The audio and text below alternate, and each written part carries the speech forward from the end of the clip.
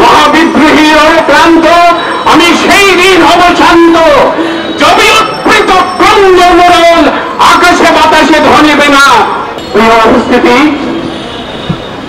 গাজা ও ফিলিস্তিনের 200 কোটি ভাই বোন, সমগ্র বিশ্বে গাজা ও ফিলিস্তিনের 200 কোটি ভাই বোন, আজ তারা নির্জীব নিস্তব্ধ, আজ তারা নপুংসক হয়েছে।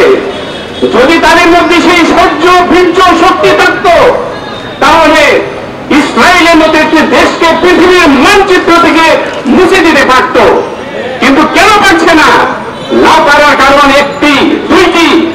এক, তাদের এই 200 কোটি ভাই বোনদের মধ্যে নেই কোনো ঐক্য এবং তাদের মধ্যে নেই কোনো সমরাস্ত্র। তাই আমরা সম্মিলিতভাবে সেই দিন আমাদের ভাইদের পাশে দাঁড়াতে পারবো। মহাবিদ্রোহী ক্রান্ত আমি সেই দিন হব শান্ত, যদি উৎপৃত ক্রন্দ মোড়ল আকাশে বাতাসে ধনিবে না। অত্যাচারীর খড়গ কৃপা ভীম রণভূমি রণিবে না। আরেকটি কথা বলে শেষ করছি, তোমার ঘোড়ার খুঁড়ের তারপরে মরিত যে পিপিলিকা, আজ জগৎ জুড়িয়া দেখিতেছি তাহাদেরই বিভীষিকায়। এই সমস্ত লোকেরা ছিল এক সময় ঘোড়ার খুঁড়ের পিপিলিকার মতো, এখন তাদের দাপট বেড়ে গেছে, তারা এখন বিশ্বকে তছনছ করছে।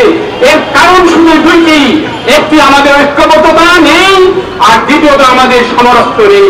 এই অবস্থাকে উত্তরণের জন্য আমাদের ঐক্যবদ্ধ হতে হবে এবং সমস্ত মুসলিম বিশ্বের শাসকদেরকে সমরাস্ত্রে শক্তিশালী হতে হবে।